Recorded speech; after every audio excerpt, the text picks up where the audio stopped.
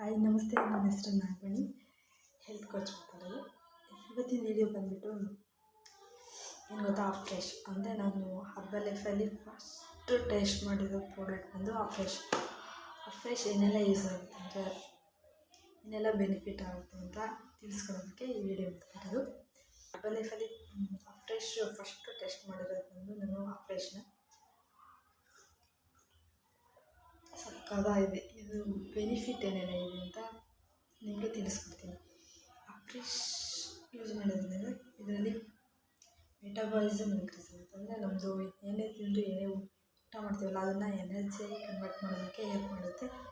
First ಬಂದು. Second ಬಂದು fresh, ಅದರಲ್ಲೇ ಇದು ಫ್ರೆಶ್ ಅಂತ ನಮ್ಮದು ಫ್ರೆಶ್ ಆಗಿರೋದಕ್ಕೆ ಹೆಲ್ಪ್ ಮಾಡುತ್ತೆ.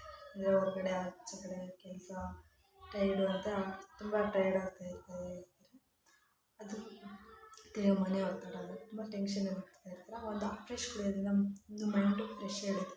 ಯಾಕಪ್ಪ ಫ್ರೆಶ್ ಆಗಿರುತ್ತೆ ಅಂದರೆ ಇದರಲ್ಲಿ ಕೆಫೆನ್ ಸಿಗುತ್ತೆ. ನಮಗೆ ಕೆಫೆನ್ ಸಿಗೋದ್ರಿಂದ ನಮ್ಮದು ಮೈಂಡು ಫ್ರೆಶ್ ಆಗಿರೋದಕ್ಕೆ ಹೆಲ್ಪ್ ಮಾಡುತ್ತೆ.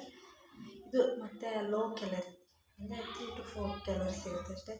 ಹೈ ಕ್ಯಾಲರಿನ ಲೋ ಕ್ಯಾಲರಿ ಅಂದರೆ ಅಲ್ವಾ, ಕಾಫಿ ಟೀ ಬದಲಾಗಿ ಟೀ ತೊಗೋಬೋದು. ಅಂದರೆ ಕಾಫಿ ಟೀ ಕುಡಿಯೋರೇ ತೊಗೋಬೇಕು, ಕುಡಿಯೋದೇ ತೊಗೋಬಾರ್ದು ಅಂತ ಏನಿಲ್ಲ.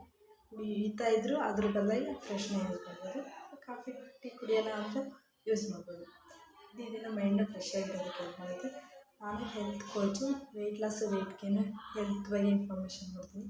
ನಿಮಗೆ ಯಾರಿಗಾದ್ರೂ ಇಂಟ್ರೆಸ್ಟ್ ಇದೆ ಹೆಲ್ತ್ ಬಗ್ಗೆ, ವೆಯ್ಟ್ ಲಾಸ್ ಆಗಬೇಕು, ವೆಯ್ಟ್ ಗೇನ್ ಆಗಬೇಕು ಅಂತ ಯಾರಿಗಾದ್ರೂ ಸ್ಕಿನ್ ಚೆನ್ನಾಗಿ ಮಾಡ್ಕೋಬೇಕು ಅಂತ ಇಂಟ್ರೆಸ್ಟ್ ಇದೆ, ಸ್ಕ್ರೀನ್ ಮೇಲೆ ಬರ್ತಾ ಇರೋ ನನ್ನ ನಂಬರ್ಗೆ ಕಾಲ್ ಮಾಡಿ ಇಲ್ಲ ಮೆಸೇಜ್ ಮಾಡಿ. Thank you.